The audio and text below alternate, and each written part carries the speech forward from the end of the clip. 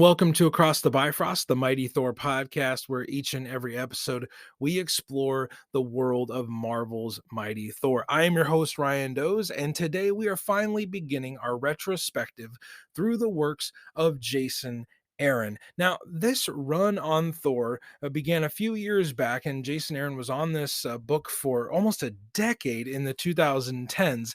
This is the story. These are the stories that are going to heavily influence July's Thor Love and Thunder film. So if you're a fan of Marvel Cinematic Universe movies and shows, this is really a great place for you to start today, because that movie is going to feature a character that we're actually going to talk about today. We're going to talk about the villain GORR the God Butcher. So on today's episode, I brought along a few friends to help me talk through and break down the complex themes and storylines that GORR brings up, and to really emphasize the impact that he had on Thor's mythos. So a lot of stuff we're going to talk about today, and we're going to have that conversation with my good friends Curtis Spears and Brandon Bloxdorf. They are the hosts of several awesome shows, namely the Smark Foundation Wrestling Podcast and Throwin Dice are Curtis's shows, so go check those out. And Brandon is on Apollo City Comics and Sutro Sidetalk. So those are both they both have two shows. They have their hands and their creative ventures in several different things. So go check those out. But do that after you have listened to this discussion that is related to the next Thor film. We're very excited for that on the show, and we wanted to prepare you to go see that film in July. So we're going to start our conversation right now about GORR the God Butcher.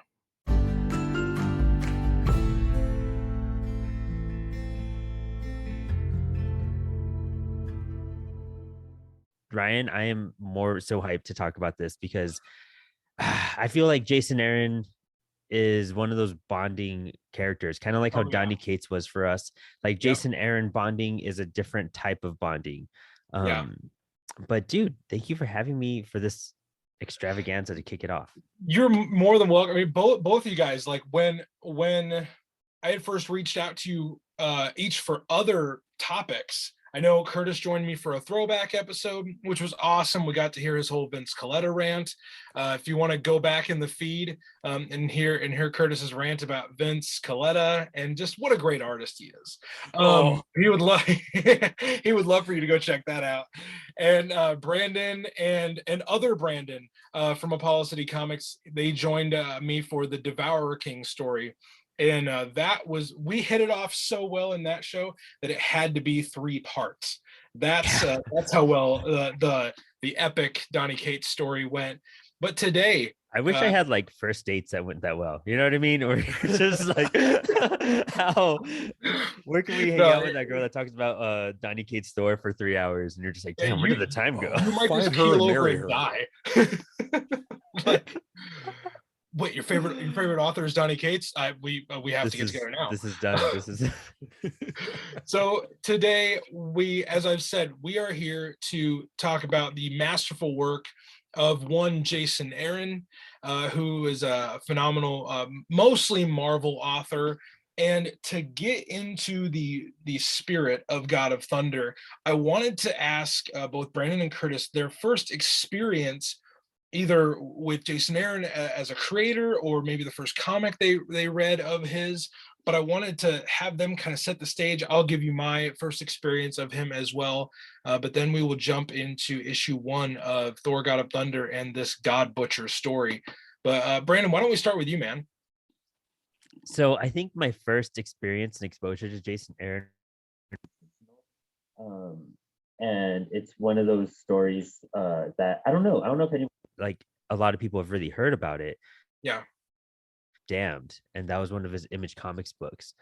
And it's like, it was just so badass in terms of storytelling and art and everything. Like, it just blew my mind. And I didn't really get into Jason Aaron. I own Punisher comics. I'm sure I might own his Punisher Max stuff because I have some of the Max stuff.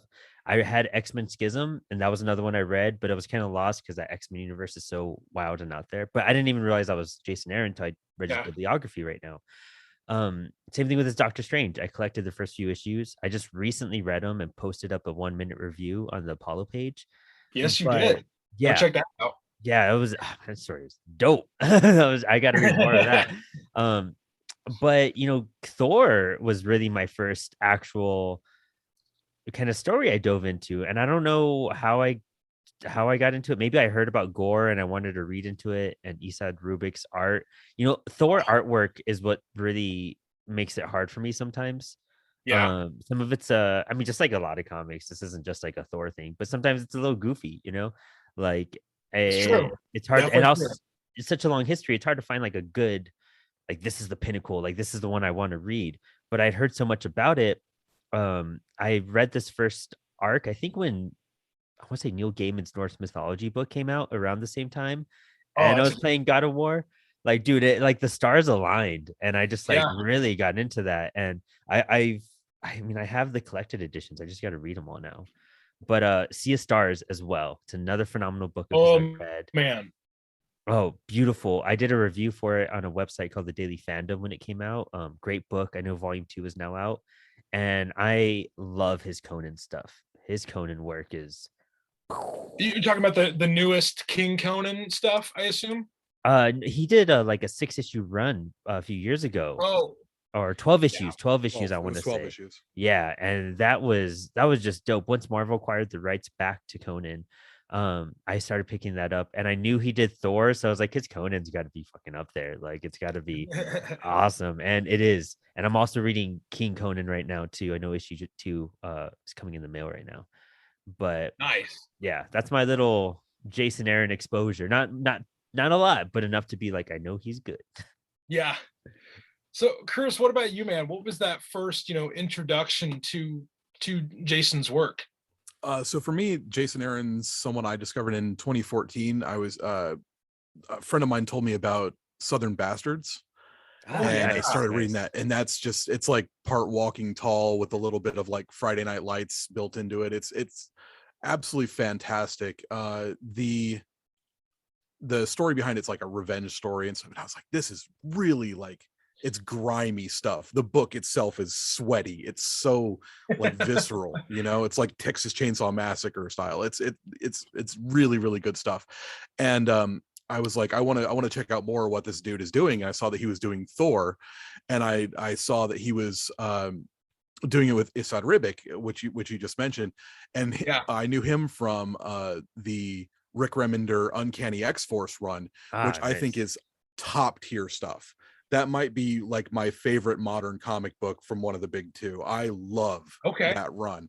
So I was just like, oh, okay, here we go. Let's pick this up. And I went back and I couldn't find the back issues for this run, but I found the first two collections of God Butcher and God Bomb at that time, and I was just like, this stuff is masterful. It's so good.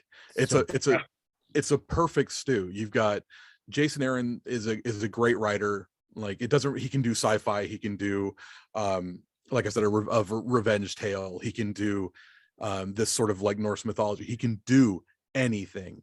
And when you mix that with this beautiful art of Esad Ribic, which is every frame is a painting, everything is his splash pages are gorgeous.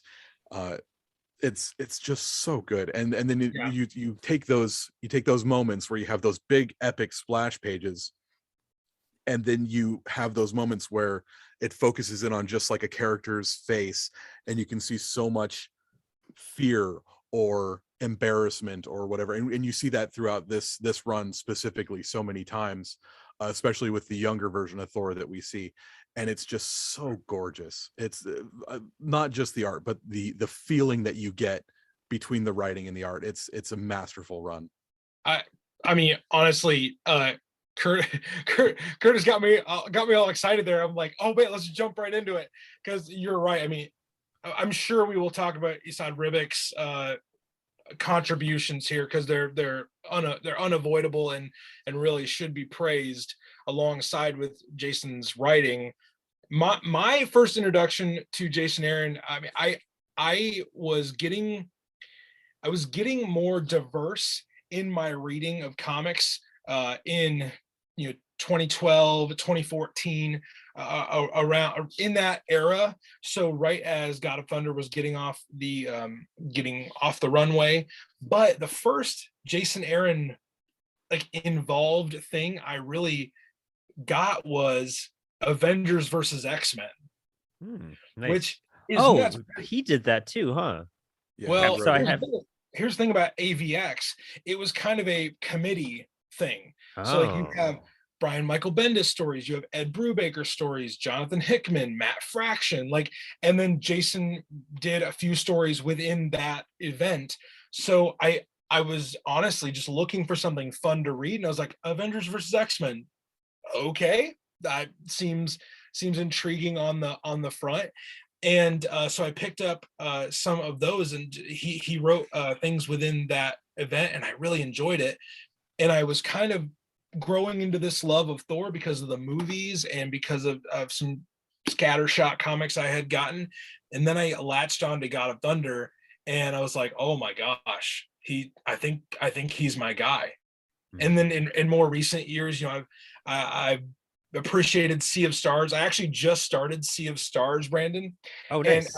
it was, whoo boy, it's good. I have yet to read The Goddamned, and I feel like I've heard that if I like God Butcher, that I will like Goddamned. So Yeah. I hope that's correct. But just a little bit of a bio for those of you that maybe don't know who Jason Aaron is. He came to Marvel after winning a talent search competition. And I've listened to interviews with him where he's like, yep, I wrote a Wolverine story, and then it ended up in an issue of Wolverine as kind of a backup story. And I believe the story centers around Wolverine helping a woman like change a tire or something like that, or she gets like, stranded out in the middle of nowhere. So like not like a hardcore, tear someone open kind of Wolverine story, but he won that contest and started writing for Marvel, and did his own creator owned stuff later on. But early in his career at Marvel, he did characters like Wolverine. I've yet to go back and read his run on Wolverine, but I'm sure I would enjoy it. And then he did Punisher, he did some Ghost Rider stuff, and really kind of established himself as a solid writer who was putting out great stories. And then he gets Thor God of Thunder going in 2012, I believe 2012 is when the run began. So yeah, late in 2012. So when he joins this book, he kind of wipes the narrative clean, and he begins to weave this epic. And that's one of the purposes of why we're going to do this whole retrospective, is for you to see the contributions that are going to be in Love and Thunder. Is a lot of them were there from the beginning. And he wove this epic over years and years and years of writing the book. But guys, what do you say we jump into issue 1 of Thor God of Thunder, and we'll just share our thoughts issue by issue. And like I said, we'll be here as long as it takes. Well, I'm with it. Let's go. Before we start, I do want to say, just because Yeah. this is bragging rights and we were talking about the show, Yeah. because God of Thunder is so heavily based on this, we have GORR the God Butcher and everything in it with Christian Bale. These issues are so hard to find. Especially you can't find them reasonably priced. The first batch, I did not know this till we started talking today, but I do have the first 6 issues. Like, I have a set, and I got it in 17, 18 at Ace Comic-Con. I actually met Stan Lee at that Comic-Con too. That was a good Comic-Con now that I look back at it. And I got this set, and I was looking at the price tag on it. I got the set for $8, and probably a little less because I bought other books, so I got a little discount. So you might even average like $1 a book. And Which is insane. I'm blown away by it right now. Still, like, sitting here. I hate everything that you just said.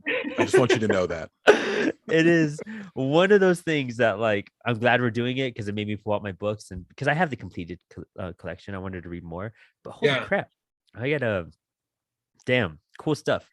But yeah, dude, jumping into the book, I got to say right off the bat, what makes Jason epic about it is that he's talking about 3 eras of Thor.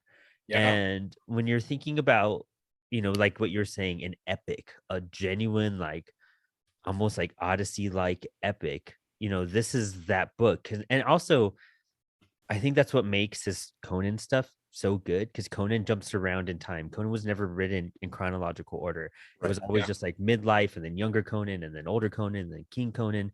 And he does the same concept, but brings it to Thor.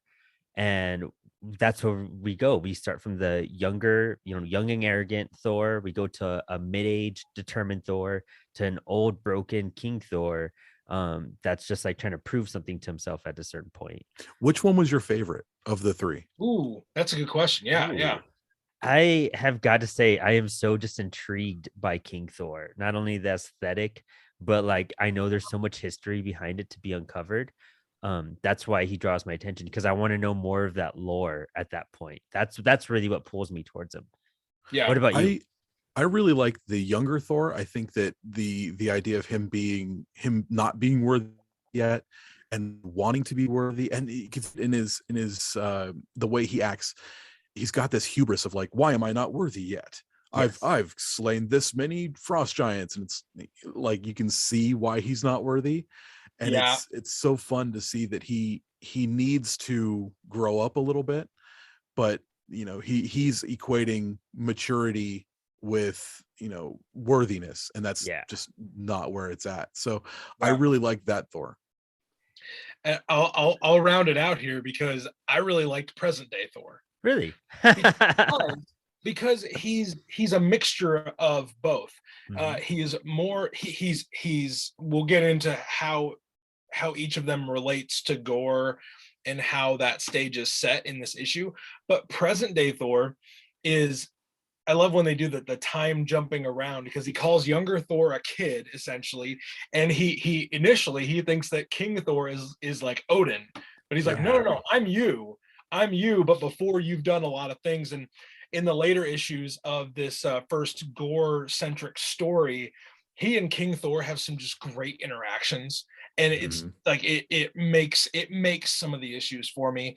And then I think we'll probably get to this, in a little bit, but like I love present day Thor because he's the one that gets to take that epic final smash at GORR with multiple hammers, and he That's very takes in the true. Necro Sword. Like it's just like it's very cool.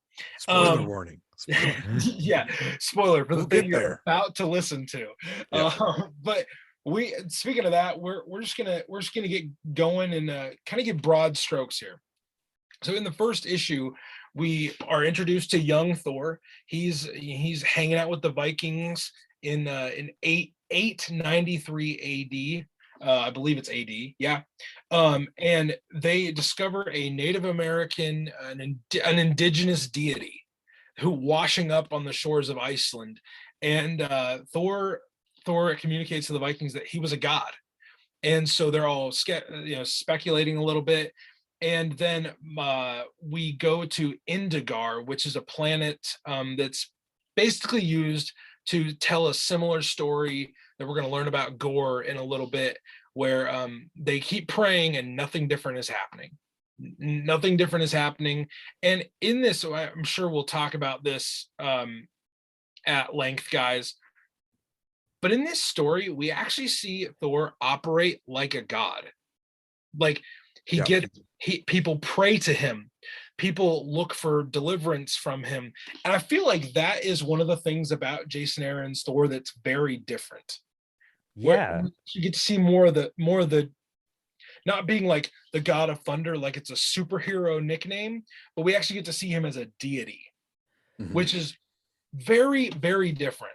But that's the cool part. I really wanted to hit that point like on the head. Yeah. And I'm so glad you brought it up. So much of this and some of his other works relate to religion. And Jason Aaron was raised Southern Baptist, but has since denounced religion. He's been atheist for a number of years. And that's kind of like in the writing perspective, if you whenever like I write a villain or like the antagonist of a story, there has to be a little bit of truth in that person. There has to be part of you that you feel is absolutely right, and that's what drives this person too. And so when Yeah. you look at Thor, the being a deity and being worshipped, and then you have Gore, the kind of atheist of this entire thing, who doesn't believe in gods, who feels like gods shouldn't be there, kind of in that sense. So sorry, Oh, no, go I on. do want to kind of interject in that. That's one of the things I wanted to talk about with Gore. Is people always say, oh, Gore the atheist. No, Gore's not an atheist. Mhm. There's no way that he could be. He starts out as an atheist. Yes, yeah, He exactly. he does not believe in the gods until he sees gods, and once he sees gods, it's proven to him that he becomes, I would call it, an anti-theist. Like, atheism doesn't believe in gods. Gore Mhm. believes in gods. Mhm. He wants to Exactly. murder them, but Yes. like, he believes in them. He knows that they're there. So it's not that he's an atheist. He's just a walking problem of evil. He says they're not omnipotent if they don't help everybody, or Yeah. they can't help everybody, and therefore they're not, they're either not helping everybody or they can't help everybody. Yes, So exactly. that is a problem of evil that a lot of atheists will bring up as an argument for people who are spiritual. And that's one of the oldest ones in the book, but that being personified by Gore is why I love him so much, why he's my favorite Thor villain. And that's exactly where I was going to lead to, is that he, once he sees the god, that's when all of a sudden, like, he does believe. So you have like kind of an atheist Jason Aaron, who's kind of saying, like, if I saw this, like, how would I react knowing that they were there the whole time? If Yeah. if I witnessed a god and it shows that they were real, would that change an atheist's mind? And what path would that lead them down? And this is the darker path. And you said that so perfectly and executed that so well. That contrast between Gore, we'll get to it in the origin story, of course, Yeah. Yeah. but like his change from his origin is such a magnificent one that can lead like one of two ways. And yeah, perfect. I love that Those stuff. two panels when he does change, I can't wait to get to him because they're my favorite in the entire story. Okay, sorry, Yeah. we're on issue Back to 1. We're issue not one, talking yeah. about issue 6 yet. So maybe that's really the way we should go with this, because Gore is, both of you said it so well, and I just want to add in this thing, like hearing Jason Aaron talk about his spiritual heritage and now where he's landed when it comes to matters of faith is very interesting, because it's really hard to read this and not feel like he put himself in this, that he put parts of himself in the dialogue, whether it's on Thor's side or whether it's on Gore's side. The thing I want to add to what Curtis just said there was that he doesn't believe that gods don't exist. He just believes that gods aren't good. Yeah. He does not believe that gods can be good, because, well, like like we just said, we'll look at this in this origin issue. He was never given a reason to think they were good. Right. He was never given a reason. Which is a very honest and raw thing, like, I Absolutely. personally, I'm not a religious person, and to me a big aspect stems from that whole, like, what how can we have so much evil and like this still go on?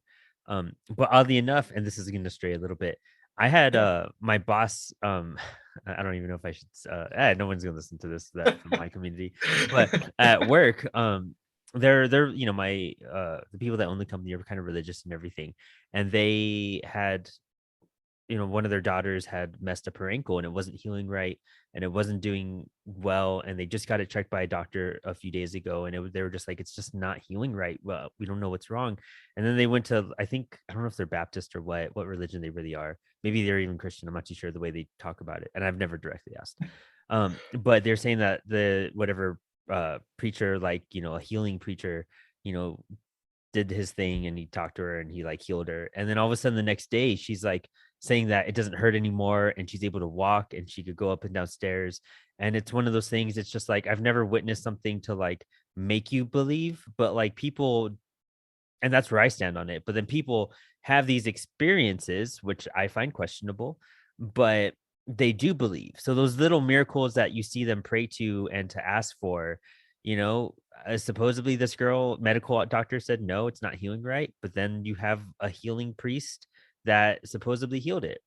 And it's like, it's that wonder of religion of just like, okay, I mean, I don't know everything, but I read tarot cards, but I mean, I don't believe in like a god in that sense.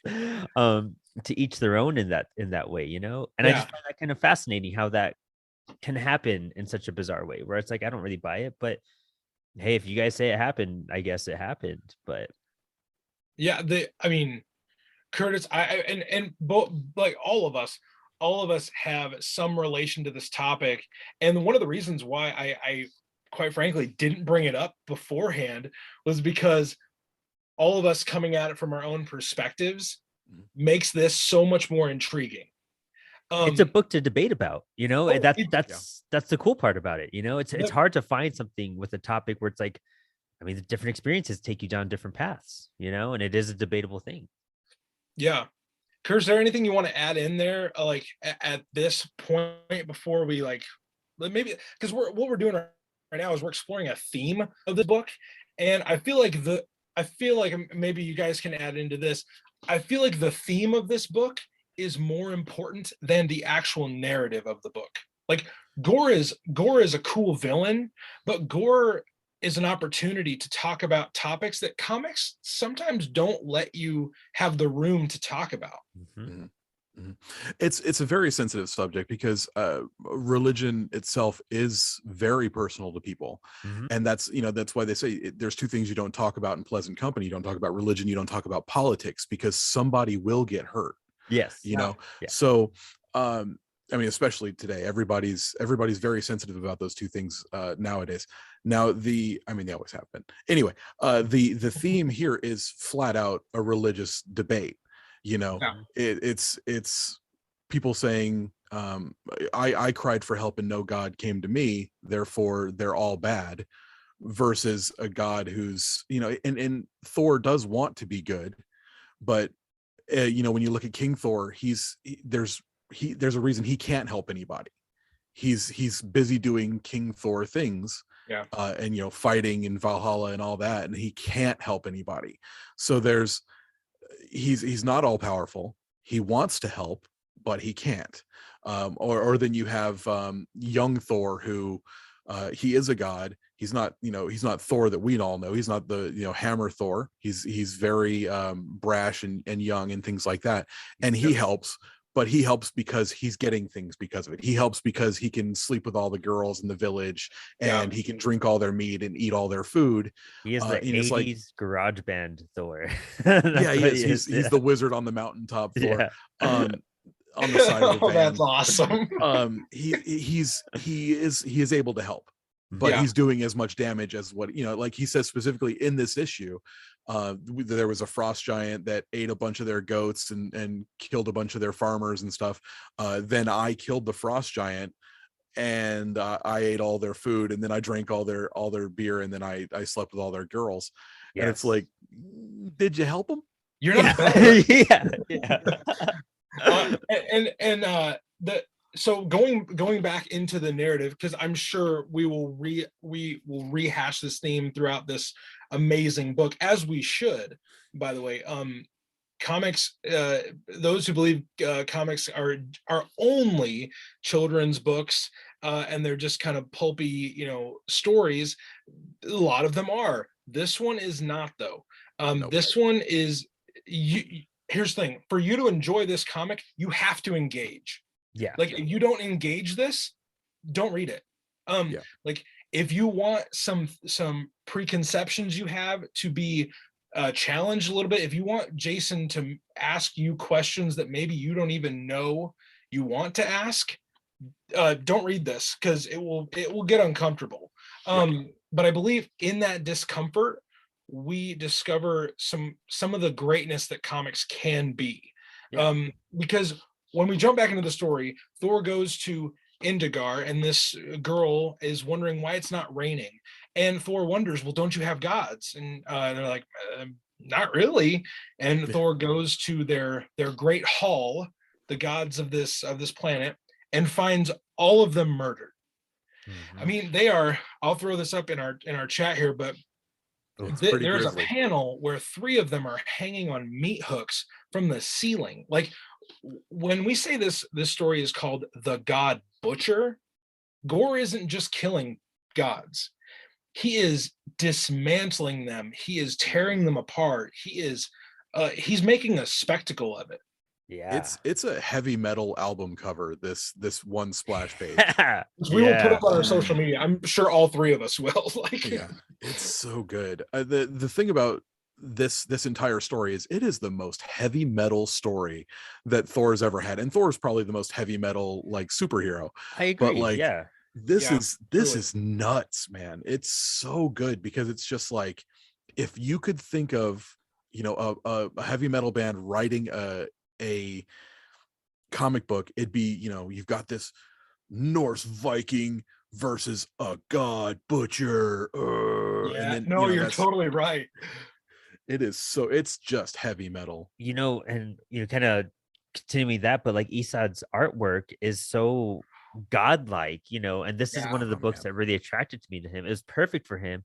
And it's no wonder why he's writing the Eternals now. Like he has yeah, like his Yes. paintings feel holy. You know what I mean? yeah. I would see them in like a Catholic church almost.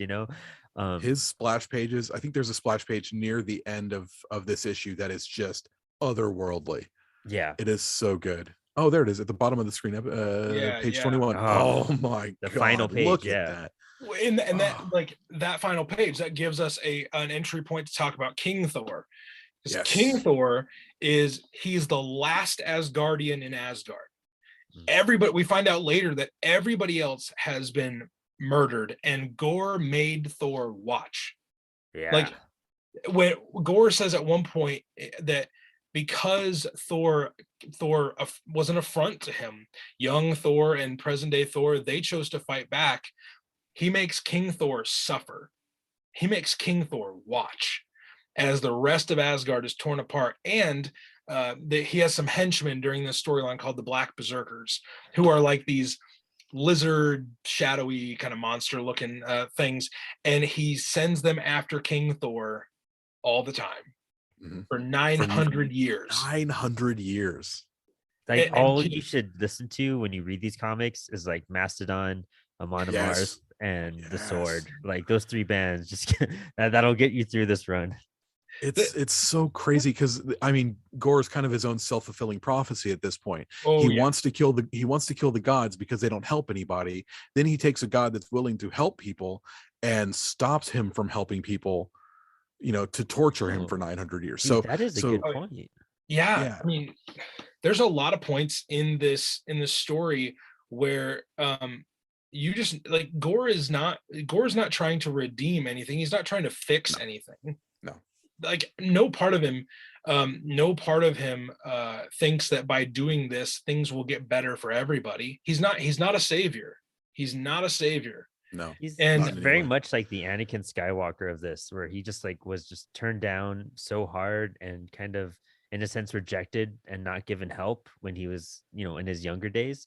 And then he just like throws a tantrum for the rest of his life and just fuck shit up, like that's really like all. he I think decides everything has to burn. Yeah. Yeah, exactly. I think I'd look at him kind of like if he was in DC, he'd be a Red Lantern. You know, he's just Oh, yeah. nothing but rage, and it's an unending rage forever.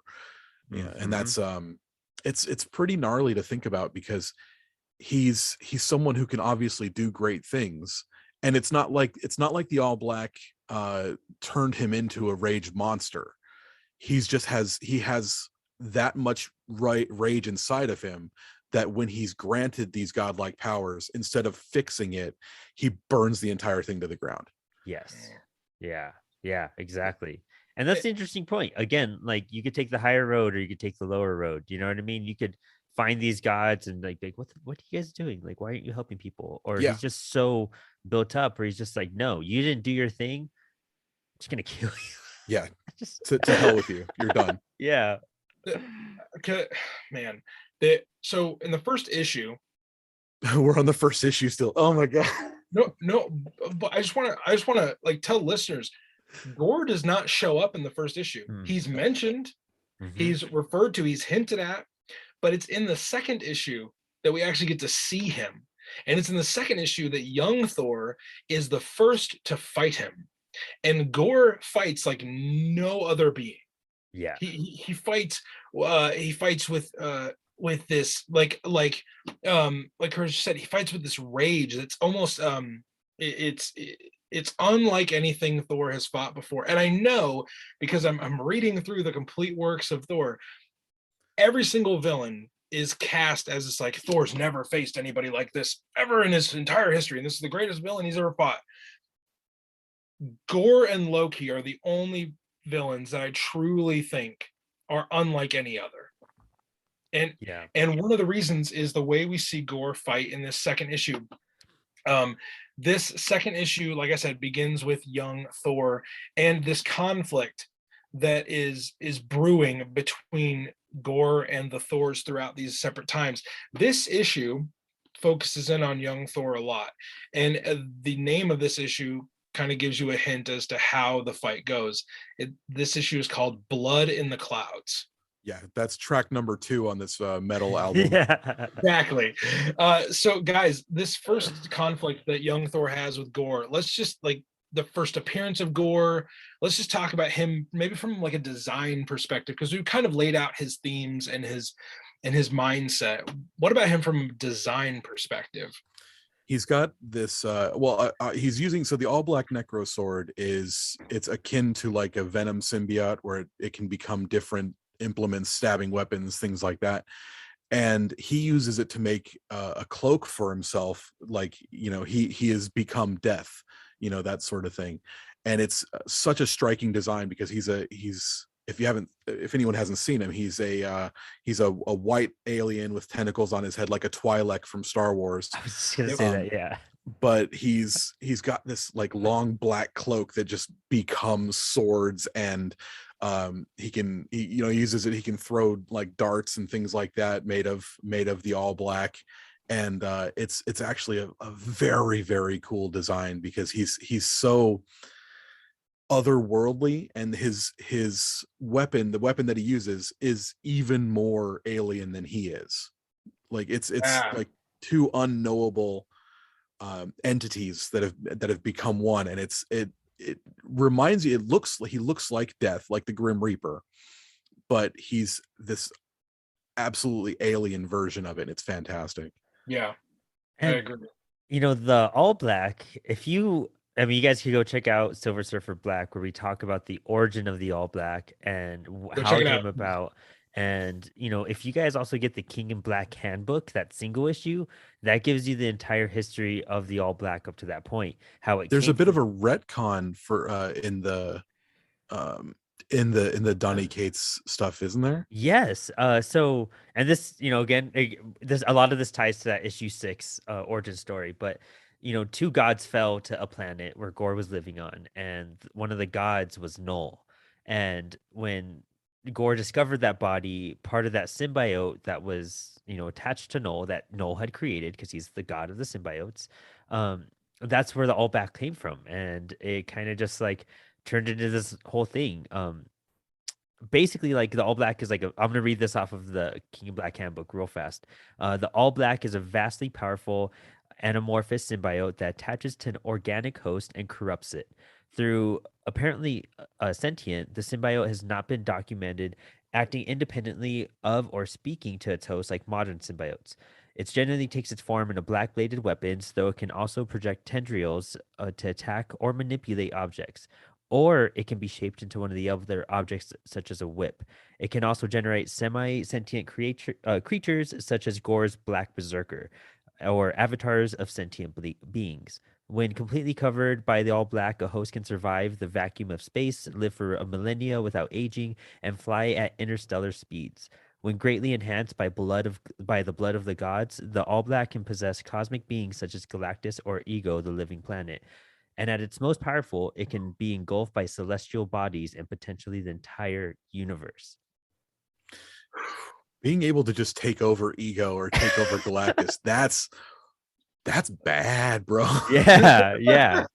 And so this is like a raw organic form of the symbiotes we see as Venom and Carnage. This is part of like the first, creation of them. So this is a nice, Donnie did a cool retcon by pulling it all together. And Jason even said, he's like, when I made the all black, I didn't know what it was. Like I didn't think it was a symbiote. I just wanted this thing to do this, and it just served its purpose. So this episode's a lot of back history because it's so dense in that sense.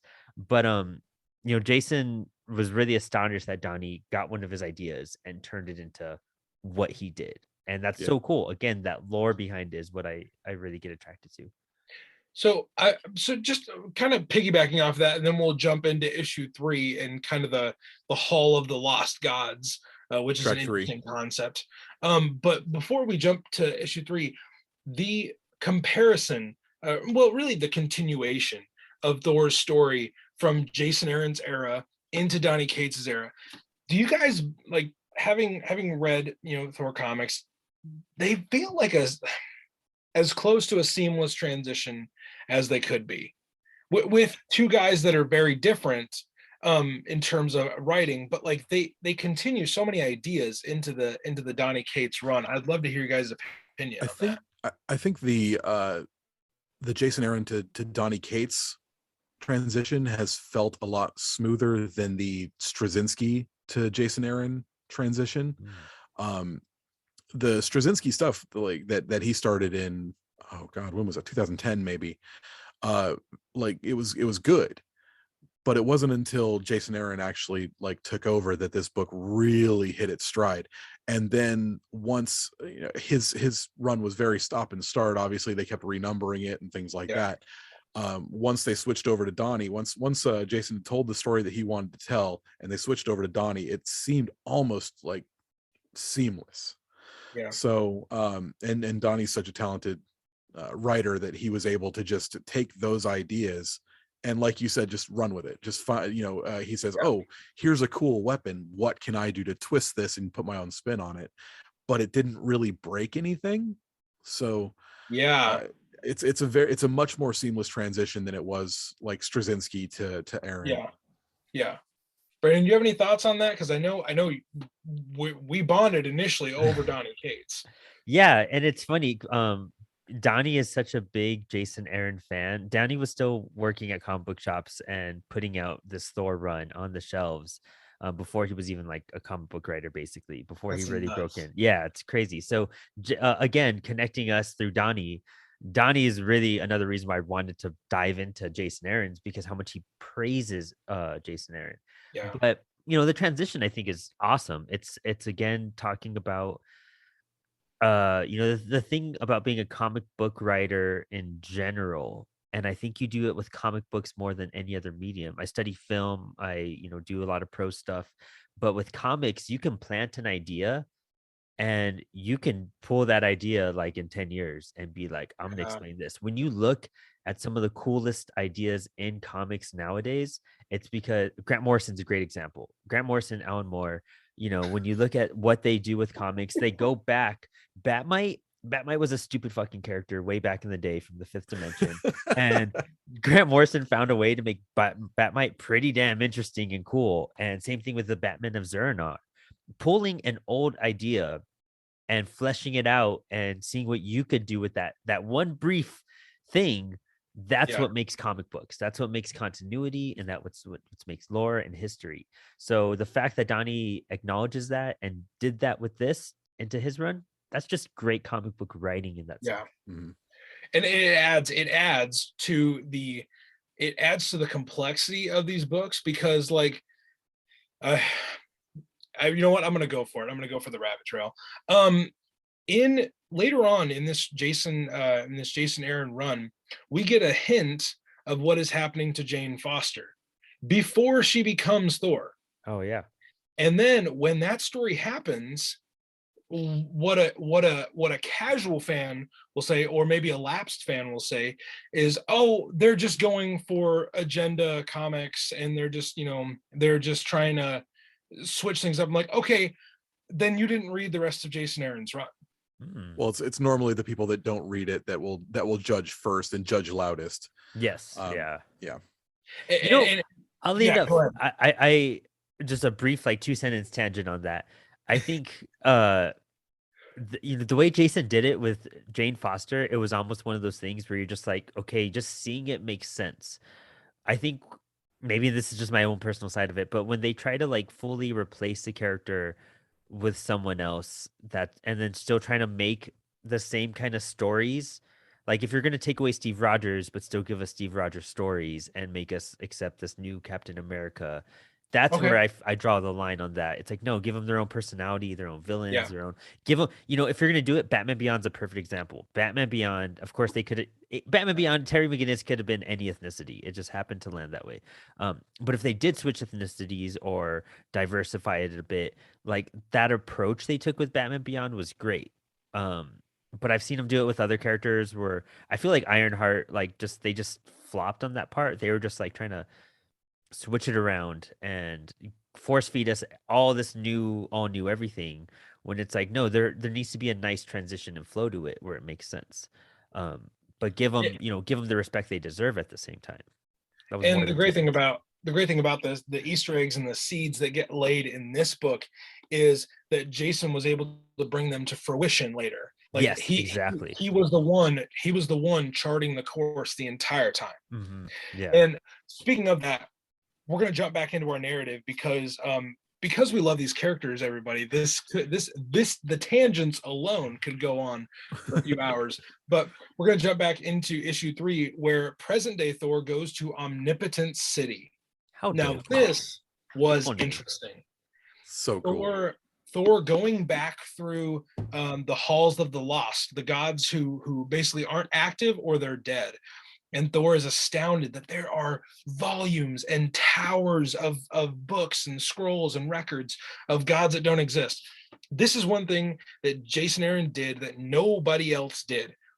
Give like the the cosmology of the Marvel universe drastically expands in this book. Like we had Olympians, we had Asgardians, we had scattershot gods here and there, but it's almost like every planet, every culture, every ethnicity in the Marvel universe has their own pantheons and their own gods, and Thor's kind of mind is blown Yeah. that there's so many, there's so many, And they but all hang out at this one clubhouse in Omnipotent City. yes, it's the God Clubhouse. I love that. And so the Thor goes throughout and he finds all these dead gods throughout the universe, gods of this and gods of that, like gods of everything. When it comes to like the patron deities of certain aspects of cultures, and he finally comes to a cave on Midgard, I believe, and this cave is very important because it's where Thor thought that he was done with this conflict, and he realized he was not. So this third issue, I just kind of want to like the whether it's all the deities or the cave, like what were the takeaways from this issue? Because I feel like a lot of world building was done in this issue. Go for it, Curtis. My bad. I was trying to like build my thought too. Both of us were like ready to go. So the idea of the cave is it's kind of odd to me that he goes to this cave. Okay, this is the cave where he fought GORR as a younger Thor, and he thinks that he kills GORR. He lops off his arm, and he's the Vikings that are with him are like, oh dude, that would have killed anybody, don't even worry about it, let's go drinking. And he's like, oh yeah, cool, must have been dead, no problem. And then he like this, they don't necessarily say it, but this must have like echoed throughout eternity, because when he makes his way back there, he's looking for clues about GORR's whereabouts, and he finds another god just randomly in this cave. What was his name? What was the Shadrach? Yeah, the god of pancakes. Yeah. And he's this guy Shadrach. So good. It's great. This guy Shadrach knew of this battle, and he's like, GORR would never come back here, and that's why I'm hiding here. So like, I mean, Thor, he was like, I'm never thinking about this day again. He demands that the Vikings that are with him never speak of this battle that he had with GORR. No songs, no Yet nothing. Like, no songs, nothing. Yet when he comes back, someone else is there hiding from GORR. So it's like, how did they know it? I mean, did GORR tell him? Was it just such a big encounter that like he couldn't put the kibosh on talking about it no matter what? Like this cave, something happened here that was so earth shattering, galaxy shattering, that everyone knows about it. Whether he wants them to or not. yeah, this was the Luke Skywalker on Dagobah kind of walking into the cave to confront like his past and future fears and everything. Um but dude, you said it way better than I could. Like it's just one of those things where it's such a a pinnacle moment, and it seems so minor, you know what I mean? It's just good writing in the sense of like, okay, he's gonna approach this as a younger Thor, and he's gonna fail, and then he has to go see how and why he failed. But so Thor now has a fear he has to confront, and that's something that we're not too used to. Is Thor? Donnie's fleshing that out more and more, but like, seeing your heroes in fear of something and going in and being like, I need to backtrack and face this fear to uncover answers. I need to face things so I can understand. So this thing I tried to ignore, I tried to put aside, like that's a life lesson right there. You need to be able to carry out through those hard, dark, impossible moments. And without that, you're going to go searching back for clarity. And that's exactly what he's kind of doing in that sense. Yeah. The what's another nuts thing about this third issue? We barely, if at all, see GORR. We just see, it's kind of back to the issue one. We see what his path of destruction looks like. Yes. Yeah. And he is, again, if you have not read God Butcher, I would strongly recommend go read it, even though we're talking about it and breaking it down. Like, we're scratching the surface on this story. It's that good of a story, and we're scratching on the surface. This third issue, you really catch this glimpse of his ruthlessness. The fear of GORR is akin to what some people say, like putting the fear of God into somebody. Yeah. He's putting the fear of him into the mind of gods, which is nuts. Like, what do so many of these gods fear? They fear the butcher. Yep. That's exactly what they fear. Again, more like, it's just a more metal song. Yeah. In fact, I gotta see what the actual issue title was for issue 3 to see if it continues the title of issue 3 is Hall of the Lost. Hall of the Lost. Yeah, dude. That's the intro. Damn. That's the intro to the next man. That's the instrumental before the next track. That is a Blind Guardian song if I ever heard one. Like straight up. But moving on to issue 4, this is, up until now, we really haven't seen a lot of King Thor. King Thor has kind of popped in here and there, but they're laying the foundation. He's laying the foundation with young Thor and present Thor. The 4th issue opens up with King Thor, and here's where we learn that GORR is essentially toying with him. That he's going to make him wait. He's going to make him be the last one, and we'll learn about his master plan in the conclusion, in the next part of this breakdown. But every day, King Thor goes out to fight, and at the end of every day, the Black Berserkers bring him back to the throne room, make him sit in the chair, and do it all over again the next day. Yeah. Dude, they will never kill him. He begs for Thor, begging for death. Please just kill me now. And they're like, no, bro, see you tomorrow. Honestly, this cover is one of my favorite covers. That Kirby throne that he's sitting on. Yes. Missing the arm that he has to attach, like holding the all sword. Damn, that's just epic, that armor. I don't know. King Thor just blows my mind in terms of like, holy crap, how did we wind up here type of thing. Like, I want to see the fights. I want to see the Ragnarok battle before this and see him get torn up. And dude, they're carrying him like that's a religious pose right there. The way he's on his back, arms open, being carried across by by like these demons practically, um Like it's just epic. if that was a Renaissance statue, Yeah. I wouldn't even bat an eye. Yeah, Like wouldn't that doubt it. looks like it, Indiana Jones style. It belongs in a museum. It belongs in a Yeah. museum. So, King Thor is set to this. He's like a hamster on a wheel. Mhm. They're going to make him fight the same battle, and that's part of Gorr's ruthlessness. That he not just like he doesn't kill every god. Some of them he tells Thor, "You're gonna be last. Mhm. Like you will watch everything else, and then you'll get to die." And at this point, Gorr's not done. His plan hasn't been fully realized. And they present day Thor goes with Shadrach back to the library in the halls of Omnipotent City, and the Black Berserkers are there, and he has a fight with them throughout this issue, where they're trying to get rid of the records they're trying to find the records of Kronux, which is a pantheon of gods that control or they adjust time.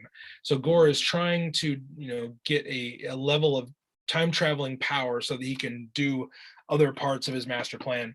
But they have this cool fight in the library area, and that's kind of the major action beat of this issue. But then this torture scene, there's I a love torture this. scene, It's and I so really cool. there's so much packed into this scene. But Gorr is torturing the youngest version of Thor, and he's like, "I've tortured gods of torture. Mhm. Like, I have tortured so many gods." And he's almost like, "How long are you gonna last, man?"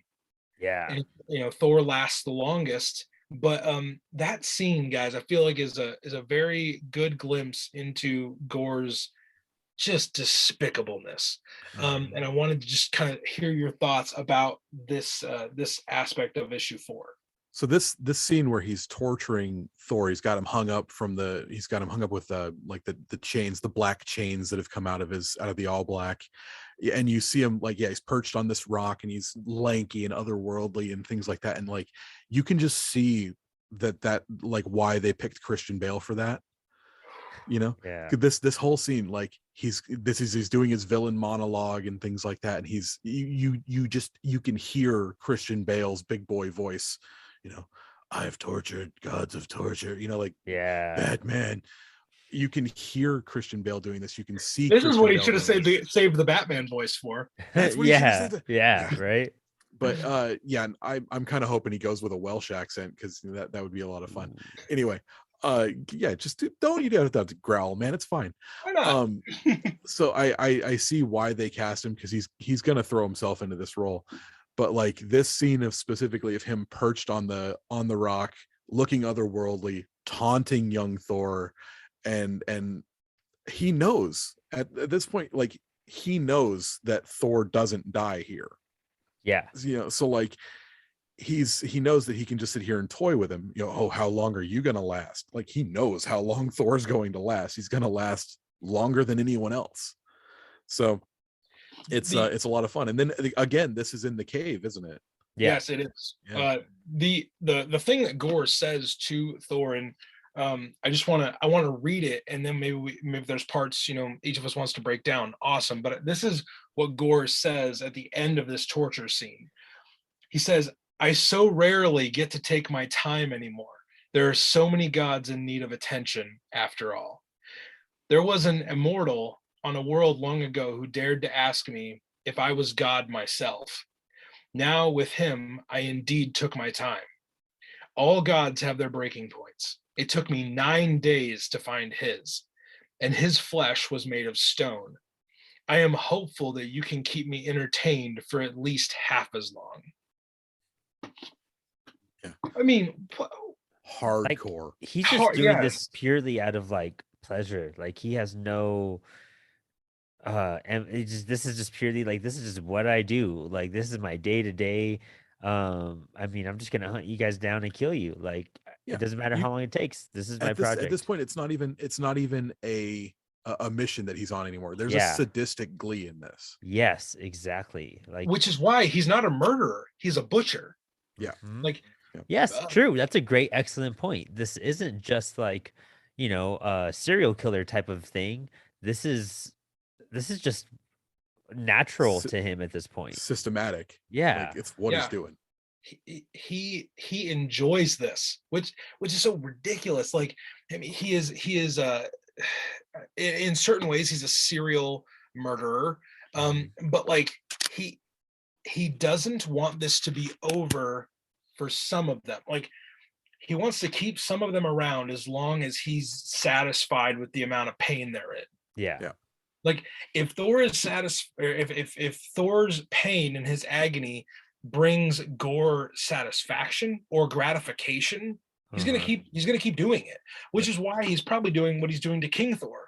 He's still gratified by it, and I think a lot of that could be a juxtaposition with GORR being in pain and watching his mom die, watching his wife die, watching his his children die. Yeah.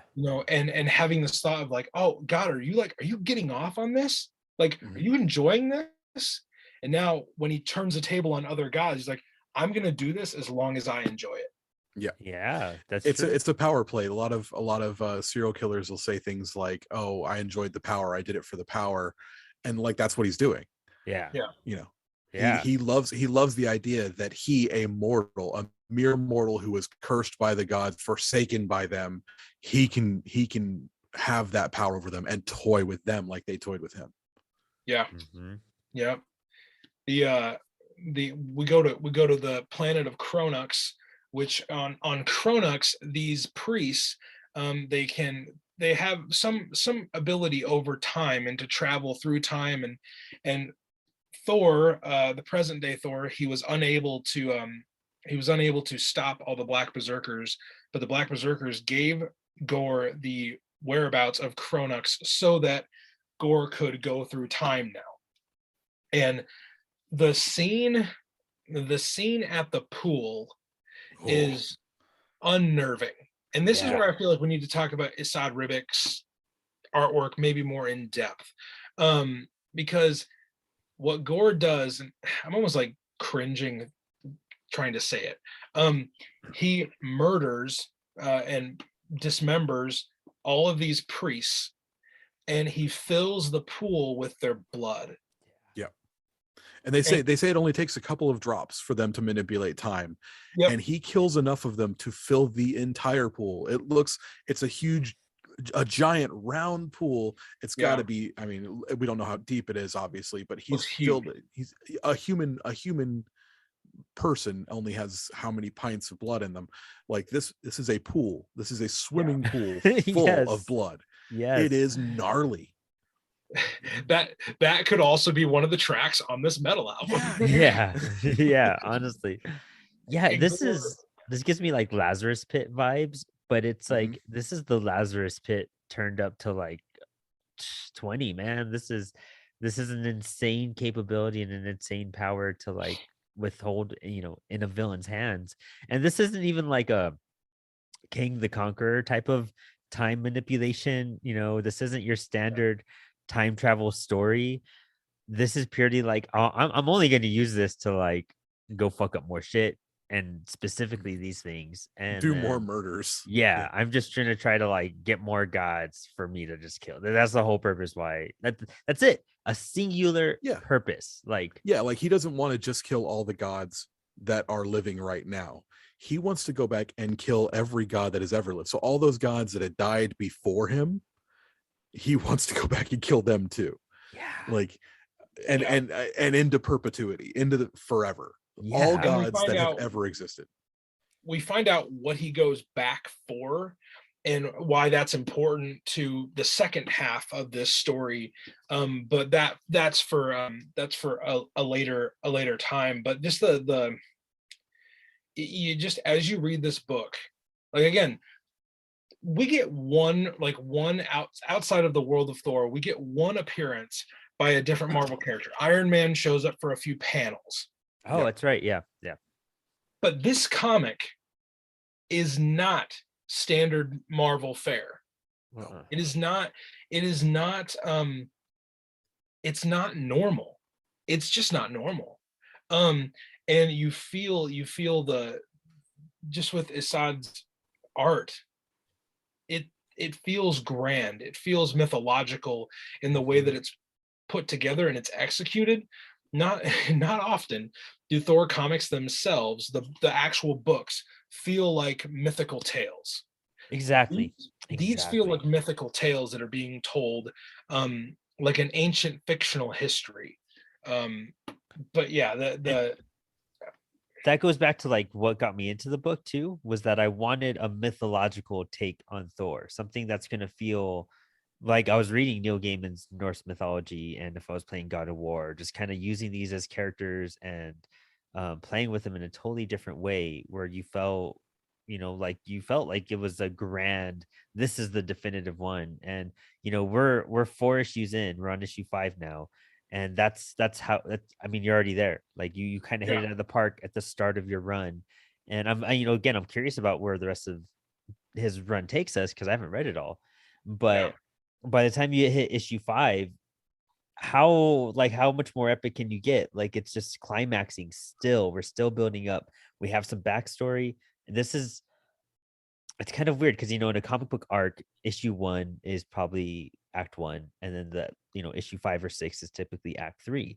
And for yeah sure that's what's happening here. But when you look at it as a connected arc to God Bomb, this is really like we're entering act 2 at this point. This is like the major turning point. yeah. I completely agree. Um, so so the fifth issue is continuing the metal theme. It's entitled "Dream of a Godless Age." Mhm. Yeah, that's a really like that's a chill Yeah. instrumental track near Yeah. the end. Yeah. It's not the hot single, but it's Yeah. there, and it's part of the masterpiece. At the beginning of this issue, we go back to the void, which is which is, I believe he refers to it as, it's the beginning.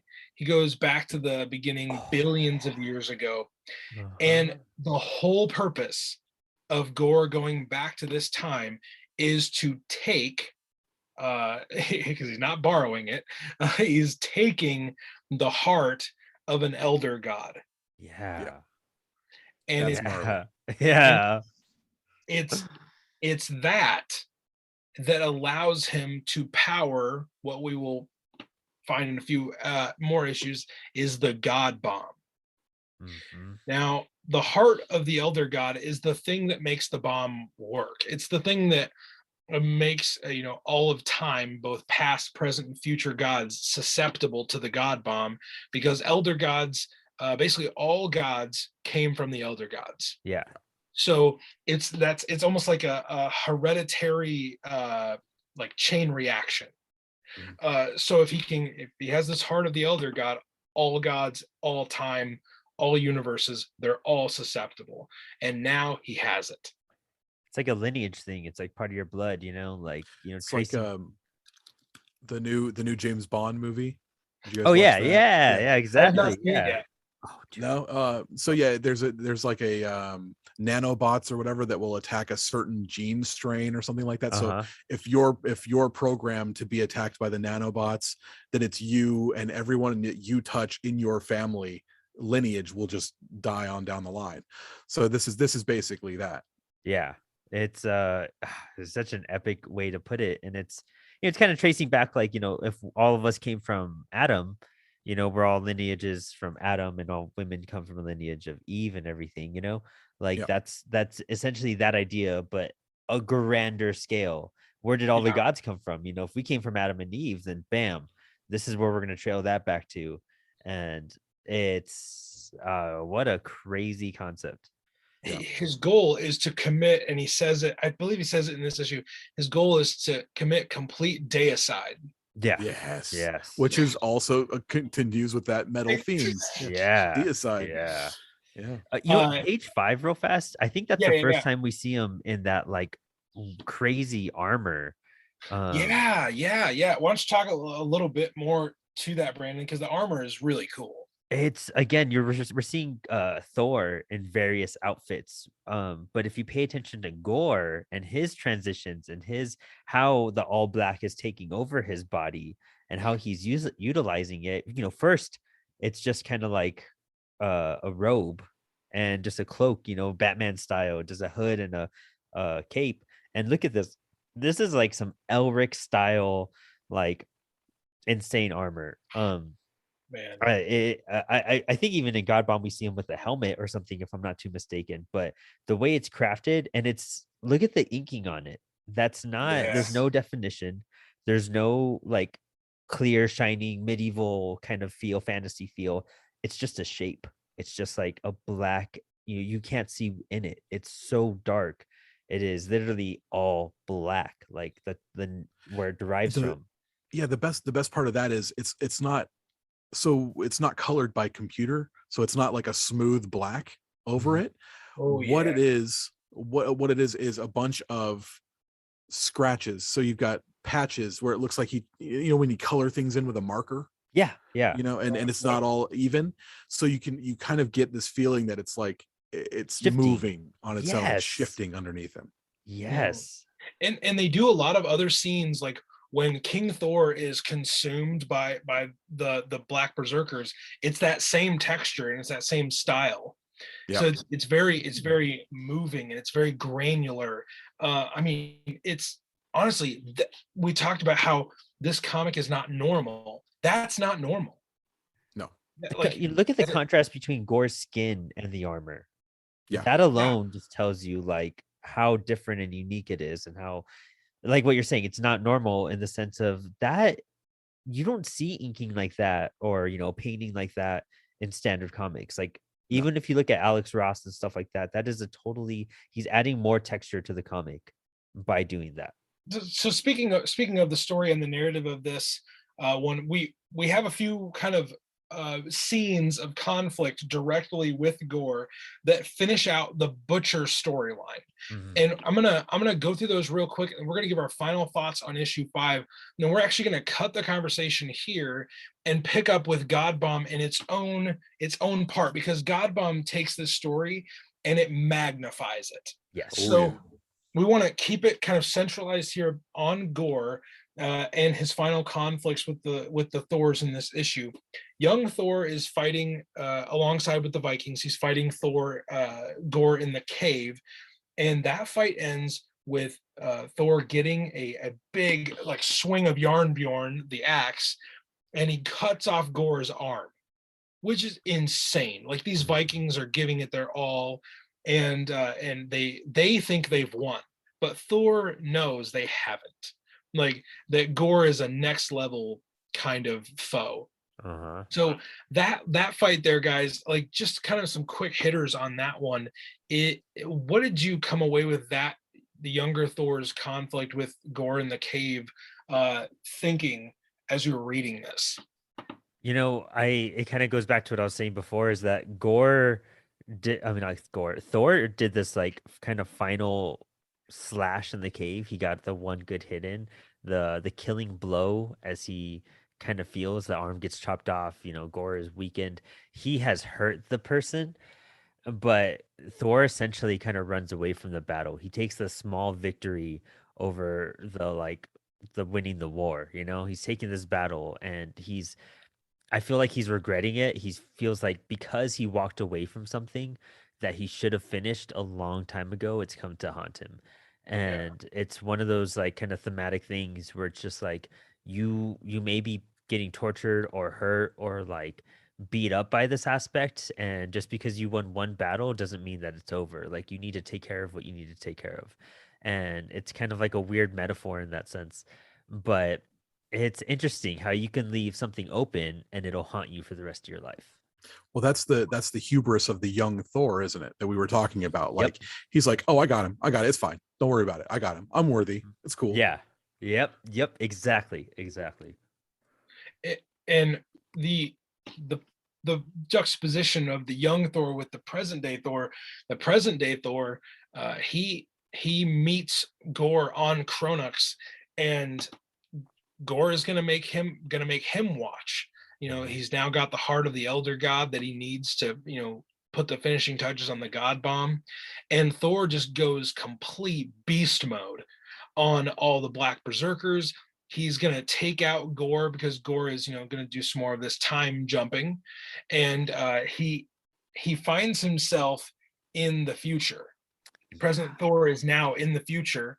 He thinks he's followed GORR and he's going to go fight GORR. And what he finds is not GORR.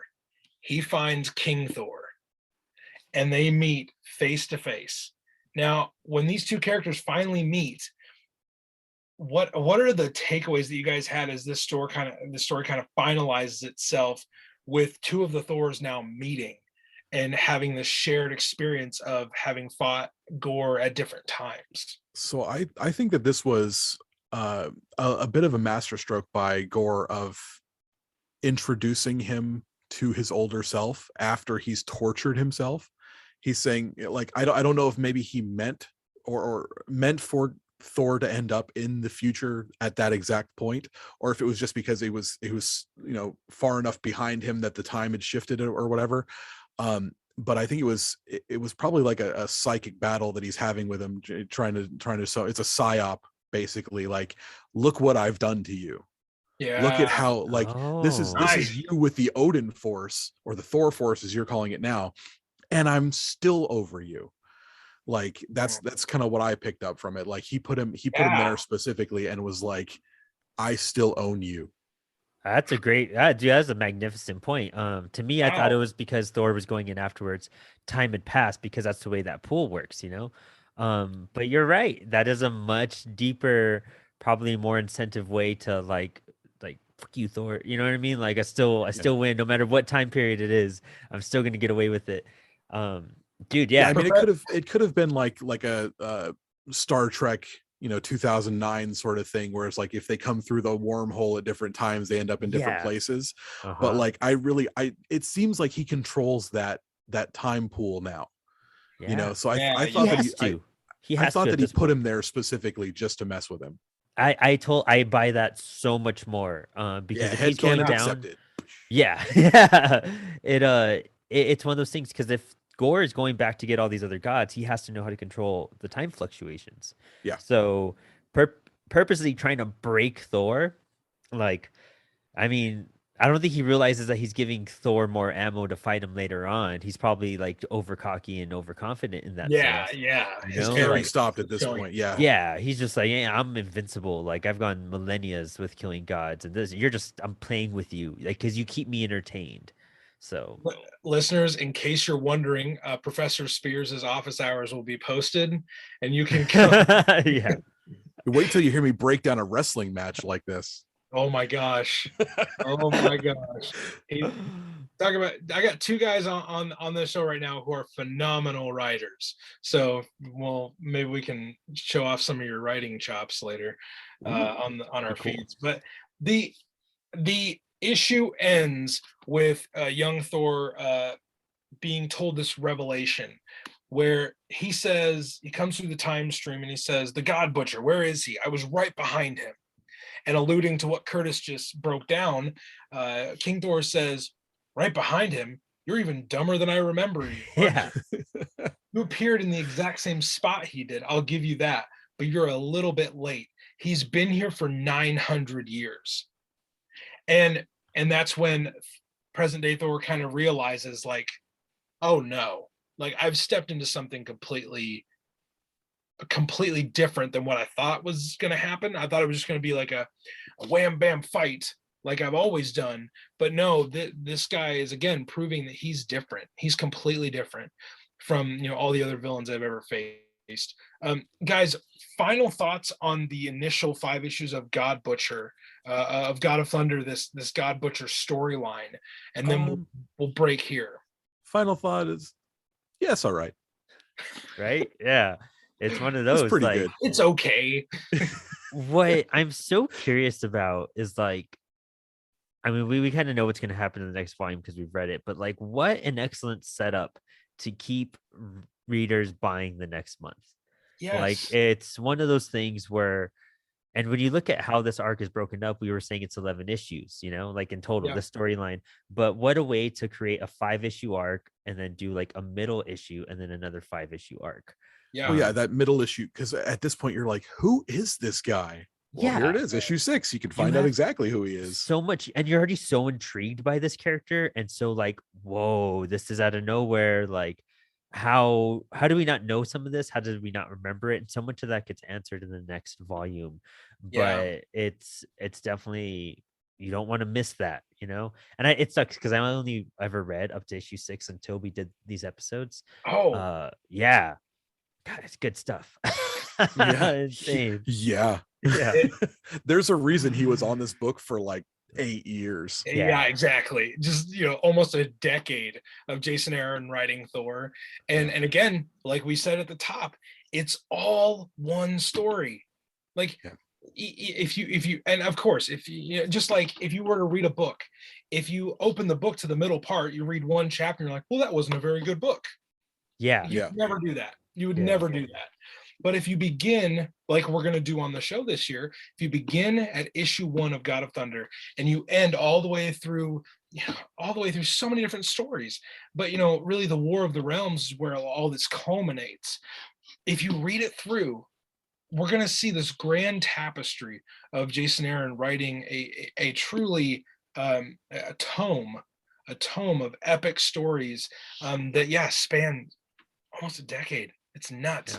But there's truly there's a few comic runs where you get one writer that just picks a character and makes that character their own.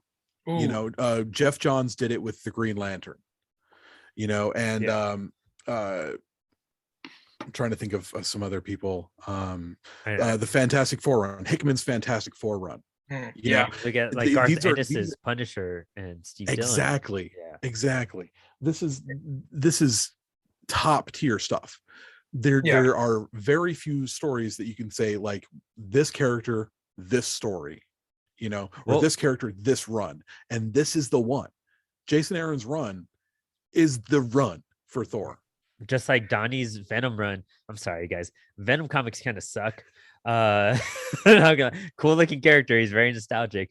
But Donnie's run, that's the first time we actually got like a character out of Venom. And it's like, this is dope. This is just like Thor. Like I needed to find a run to be like how I want to like Thor. I know how badass he is. I know how epic and proportioned he should be. Here you go. After like whatever, 80 years, we cracked the code, and it just takes that, And for more nostalgic fans, like maybe your run of Thor is Simonson's run of Thor. Simonson's run of Thor. I've heard. Is awesome. And the thing is, it's constructed very similarly to how Jason Aaron did his run, where actually, I just realized this, and I can't believe it. I've had a Thor podcast since June, and I just realized this. If you take the first 12 or so issues of Simonson's run, it is a complete breadcrumb trail of the Surtur saga. Mm-hmm. And at the end of every issue of Simonson's run, you get this allusion to Surtur coming and trying to destroy Asgard. And then it ends in this kick-ass fight between, Thor, Odin, and Loki versus Surtur. It is a masterwork. That's what the first 11 issues of Jason Aaron's God of Thunder is. It's a masterwork. It is a master story where, like Brandon said, like this is Thor. I mean, Curtis said this. This is our generation's version of the Simonson run. Yes. And so if you're an older fan, and you're like, well, I don't really know if I want to engage with this. If you like the form of storytelling that Simonson had with his run in the 80s, you will get that same epic vibe out of the first 11 issues of God of Thunder. I can't wait to read that. I can't wait to dive into that then. And then you get the added plus of Beta Ray Bill. So gentlemen, we are going to wrap up this part of our Jason Aaron retrospective. This has been God Butcher, a very important story. If you're going to go see Love and Thunder this summer, which you definitely should, this story is essential. Yes, essential reading before you go and see that. This is a great primer for people. This Yeah. is a great primer. This is one of those comics that like, oh, you don't think Thor is a cool character because it's, you know, blonde, pretty boy. This is the book you hand new readers to be like, hey, Yep. read a Thor comic, you know? Yeah. If you're a Marvel Cinematic Universe fan and you know nothing about the next movie that's coming, there are, obviously we'll recommend some Jane Foster Thor comics as well, but this would be the one. If I could afford to give this to every fan, I would give them this story. And so that is going to do it for our God Butcher retrospective. Next time, the guys are going to join us for the conclusion of Thor's epic battle with Gorr in God Bomb. So God bomb. it's the B side Yep. of this metal album we're building.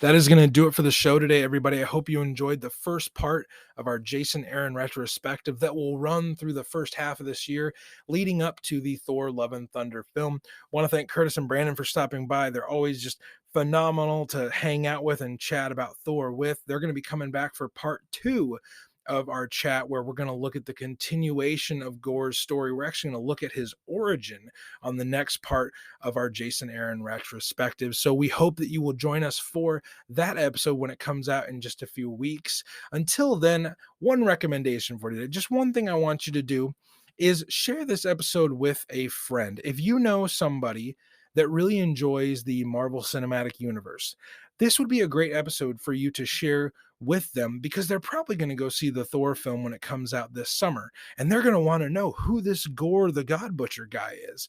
This villain is so well known amongst comic book fans, but maybe you know a movie fan that doesn't know this character, isn't really familiar with his place in Thor's history. So this would be a great episode to just, click the share on this episode and text it to a friend, message it to a friend. They would certainly enjoy this episode as it prepares them for the movie. So glad you joined us for this episode today. Glad that you journeyed aboard the Bifrost with us. Next week, we've got another great episode in mind for you. We've got some other guests coming on to talk about another great portion of Thor's history and his world. So we hope to see you then aboard the Rainbow Bridge. Until then, I encourage you, dear listeners, friends of the Bifrost, to stay worthy.